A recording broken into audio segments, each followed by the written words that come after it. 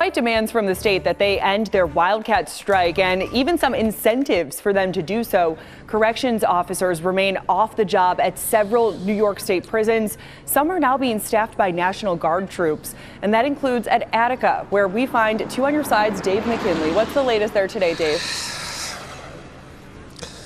Well, Lauren, these folks were told if they ended their strike by midnight last night, they would not be subject to discipline for having walked off the job in defiance of the Taylor law. They were told that they could earn up to 2.5 times their pay, their hourly rate, if they went back in. To this and more, they said, no thank you. Corrections officers tell us even if they went back in, the staffing shortages which mandated them to often work double or triple shifts would remain. And though the state also said it has temporarily lifted elements of the HALT Act, which restricts discipline on prisoners and which officers say has emboldened inmates to act up without consequence, resulting in record numbers of assaults on staff and the incarcerated, they don't trust that the state wouldn't just re-implement HALT as soon as they went back to work, putting them right back where they were. They will not speak on camera because they'll get fired, but once again, retired officers who've come out to show their support are able to. So you don't blame these guys for maintaining the strike at all? You feel they got to do this? No, because their life was on the line. Yeah. It's short of staff, and right now the way it's set up, if an inmate assaults an officer, there's no consequences for that action. Right. Meanwhile, local business community members and other unions representing other law enforcement continue to drop off food and supplies to the strikers. As for Attica State Prison here, well, it remains on lockdown, and the COs say that actually makes it much easier for their replacements from the National Guard to keep things under control here. In fact, they say it's harder for them to do this duty at medium security prisons where inmates are largely housed in dormitories. And indeed, since the strike began, there have been flare-ups and troubles at facilities like those. For now, reporting live on your side in Attica, Dave McKinley, Channel 2 News. After roughly a week or so of actual testimony, it took that Chautauqua County jury here at the courthouse just under 2 hours or so to come up with this verdict of guilty, again on the charges that you mentioned, second-degree attempted murder and assault for Hadi Matar. And again, this is in connection with the August 2022 stabbing attack on author Salman Rushdie at the Chautauqua institution. Now, Matar calmly accepted the verdict as it came down with no real indication of emotion. His defense attorney only saying that he was disappointed but prepared for this outcome. Even with the forensic evidence and the display of the knife used in the attack by Matar on Rushdie, who was seated on the stage that day, the recorded video obviously showing the attack on the amphitheater stage for this recorded lecture program was really a clincher for the prosecution, as admitted by the chief public defender, Nathaniel Barone. It's that old expression, a picture is worth 1,000 words. It's much more difficult to argue or to put aside a video or a photograph than just something you may hear about. So, yeah, there's no question the video was difficult for the defense. Now, Matar faces 25 years in prison for the attempted murder charge, perhaps another 7 years on the actual assault charge. That involved actually the assault charge, a person who was on stage with Salman Rushdie at the time and tried to help him and stop Matar from making that attack. An appeal is expected in this case by Barone there, the defense attorney, who said he would have preferred that the jury also be able to consider a lesser charge of assault instead of just attempted murder. We will also point out that Matar is facing a federal trial as well on terrorism charges. No word on when that will take place. There are still so many questions as to why that plane crashed right here at Toronto Pearson Airport. That is going to be the job of investigators now, to figure out how that happened. This video of the plane is still shocking to so many people, especially when you see it flipped over. 2 runways are closed while investigators work to figure out what happened. We've learned more about the injuries of the passengers on board that plane According to officials, the most common were back, head, and neck, as well as anxiety and fuel exposure. Flint giving us an update saying 21 were taken to the hospital, 19 people released this morning, 2 are still in hospitals, but they are expected to be okay. Now, there has been talk about what conditions were here like yesterday at the airport. Flint said it was clear, but she did give some insight on what they've been dealing with over the last couple of days. Sunday, Toronto Pearson saw extreme conditions, 2 separate snowstorms. On Thursday and Sunday, we got more than 20 inches, 50 centimeters of accumulated snow. That is actually not typical. The Transportation Safety Board of Canada is expected to release a statement today. We were told that during a press conference. We are still waiting for that information. Now, this crash comes amid several plane crashes in North America in the recent weeks. As for here at the airport, they are operating on what they're calling a recovery mode. So they do expect flight delays and cancellations. On your side, Courtney Courtwright, Channel 2 News. It's just a tough element for a lot of the municipalities who are in the same boat that we're in. An element that Buffalo DPW Commissioner Nate Martin says has forced the city to look near and far for road salt this year. With drivers going as far as Albany and heading back, getting hit by a lake effect snowstorm near Syracuse just to bring salt back to Buffalo. Turning around desperate deliveries like this one recently dropped off almost as soon as they come in. We've had a lot of equipment out. You know, we're applying salt. We got a shipment in of 300 to 400 tons today, so that'll go right in our trucks and go right back out on the streets. A layer of ice making it tough on many city streets, especially with road salt less effective at lower temps. Erie County says their salt barns are about 50 to 60% full. We're expecting more deliveries. We're in a better position than we were not too long ago. A better position, but still dealing with tight demand, which is why they're urging everyone to slow down while they try to help everyone through this winter season. We're assisting some of the towns and cities and villages that may be short. It's just normally something we don't worry about, but because there's so much demand in the Northeast, it's just reduced the amount of supply that's available for everyone. Cecilia C.C. Davis-Johnson has been arraigned on felony assault and reckless driving. The 47-year-old walked into a courtroom filled with family. Last October, she was the City of Buffalo sanitation truck driver who ran over a 17-year-old on Rhode Island and 14th Street on the west side. Her conduct was certainly intentional. The way she was driving was certainly intentional. But nobody is claiming that she intentionally ran this boy over. Davis-Johnson was arrested on Saturday and taken to jail. Her attorney says that came as a surprise. If we would have known they was proceeding with the charges, I would have called the DA or the police department detectives and have my client turn herself in. The judge did allow her to be released under supervision, no bail. She's never been in trouble before. I mean, she's a mother, a grandmother, a member of my church, and she's also my ex-sister-in-law. So this is very close to the vest with me. The teen remains hospitalized, his left leg amputated. She's been tore up about this since this occurred. There was a spotter in the truck. I mean, he wasn't driving the truck, but I mean, it's unfortunate if he was doing his job, this may not have occurred. As for Davis-Johnson's license, the DA says it was more of an administrative issue that she cleared up immediately, and he says no drugs were in her system. The victim's family has filed a notice of claim to sue all parties involved. I don't feel like it was a crime. I feel like it was an unintentional accident that should be settled civilly, not criminally. But we're here, and we're going to fight for my client. The assault second carries with it a maximum sentence of up to 7 years in jail, but she could also get a conditional discharge or probation or anything in between.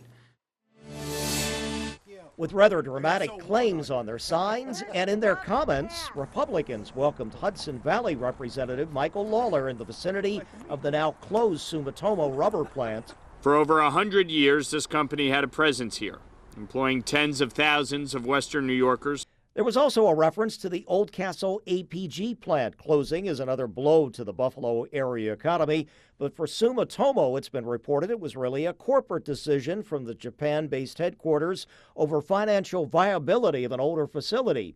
We asked the potential candidate Lawler, in his opinion, which specific state policies had to be changed for businesses. It is the tax policy in this state. It is the reckless spending. It is the energy policy in this state. You look at the challenges facing this state. It is policy. This isn't about politics. New Yorkers are common sense people. They're pragmatic.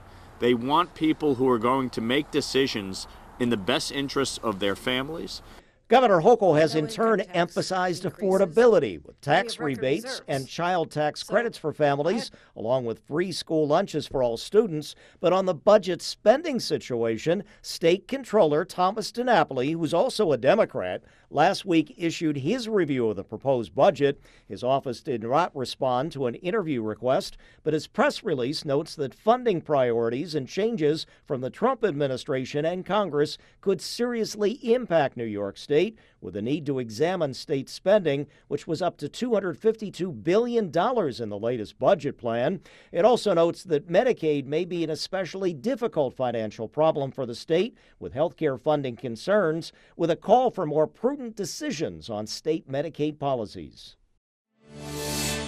If you're looking to raise laying hens to save money, I hate to break it to you, but it's not going to save you very much money. Amy Barkley, a livestock specialist from the Cornell Cooperative Extension, says after collecting data across New York State, raising chickens would cost about $7 a dozen when you consider the price of feed, water, and equipment. Barkley adds they've seen an uptick in the number of people who are interested in raising chickens for the first time. And asking all kinds of questions, which is really, really good. We're excited about that.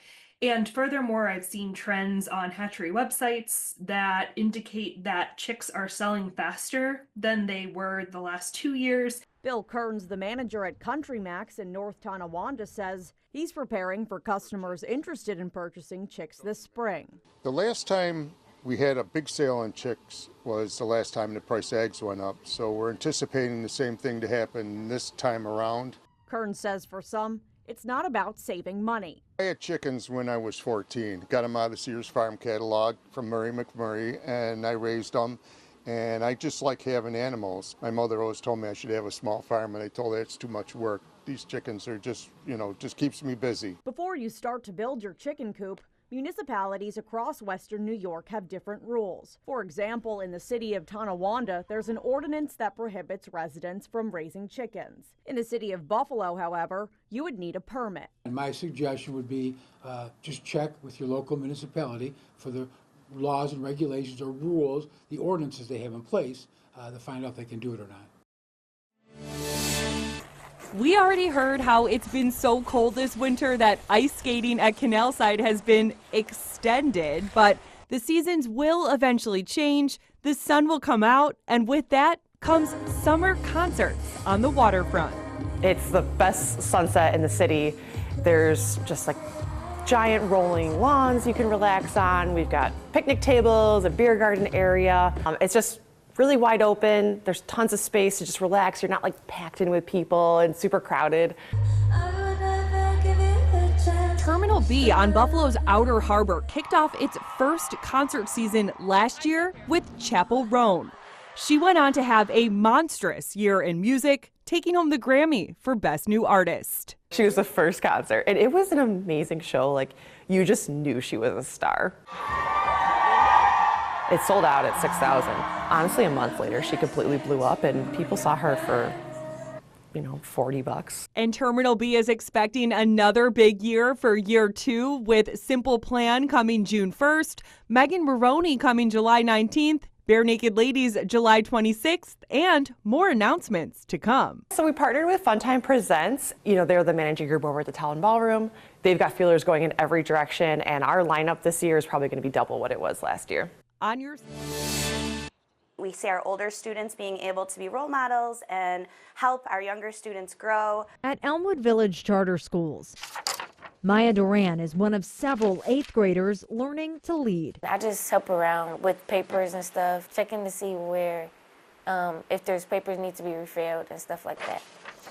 She's participating in the 8th grade jobs program. We want to prepare them with things like responsibility, time management, grit, the things that we know they're going to need in real life. The program helps students take on important roles, like a student ambassador. I go talk about like what we do as like a school and like how I'm supposed to represent the school. Each student is matched with a job suiting their strengths and interests. It was always my dream to become State Patrol. It feels awesome because I get to work with, I get to help out, and I get to spend time with the little ones.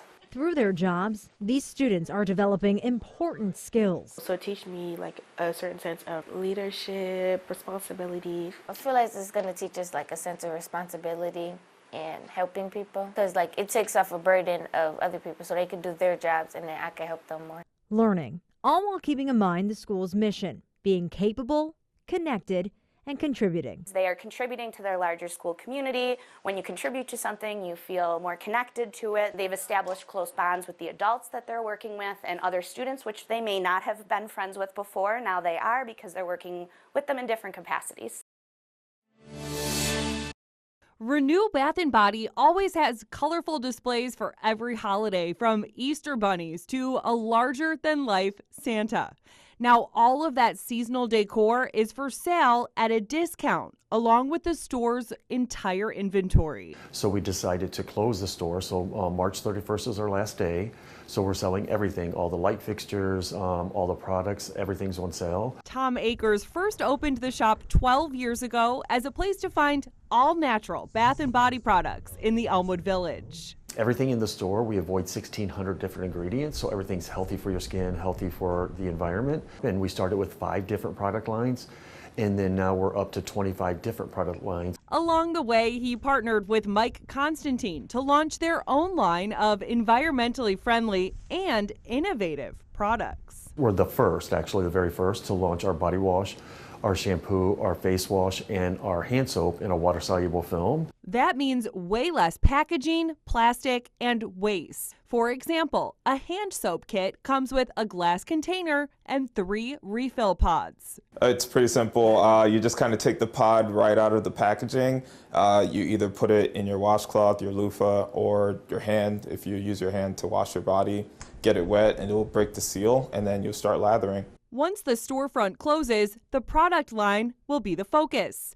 Everything is made at their local factory, and you can shop online or at local stores. Our product line is now available at a variety of smaller retailers like Spruce on Main, but then Lexington Co-op has the full line, and then Wegmans just placed their first order, so we'll be in Wegmans in a few weeks. So as Renew closes this chapter on the Elmwood Village retail scene, it is not a goodbye, but an evolution. It's amazing how many people come in, and you know, they grew up with the store being here in the neighborhood, but it's a huge achievement to be here 12 years. From Millard Fillmore to Teddy Roosevelt, Buffalo has a storied past with former presidents.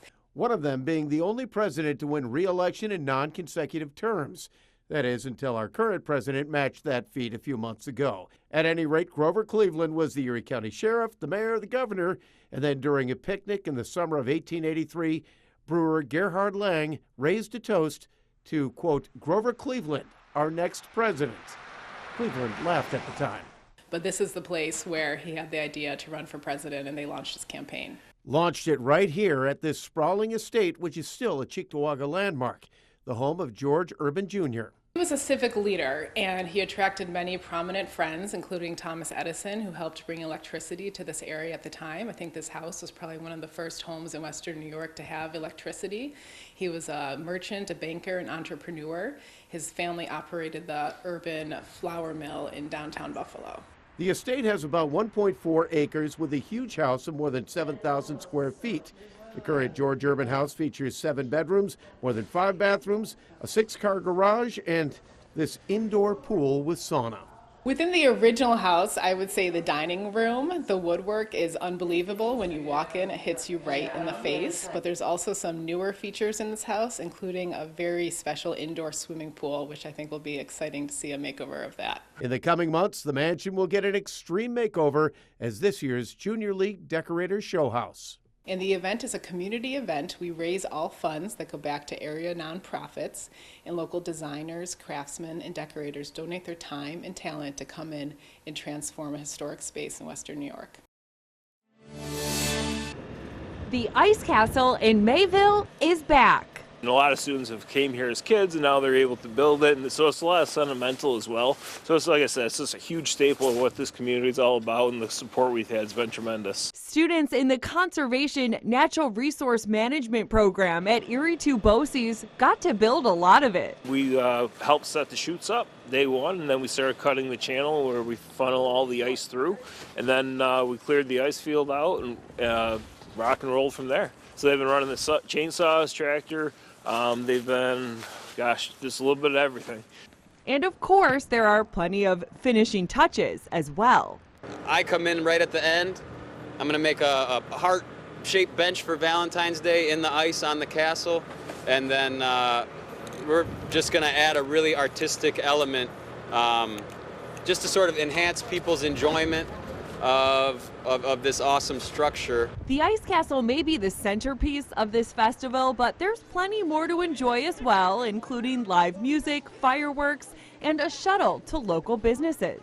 In good weather, when you have the castle, and you can expect probably 10 to 15,000 people for the weekend.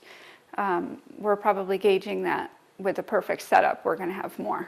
The Mayville Winter Festival runs through Sunday. But to see it lit up and to see the little kids' faces and running around, and and just seeing the family time, right? It's all about the bonding of the family and just family, community. It's all tied together, It's just a really, really cool feeling.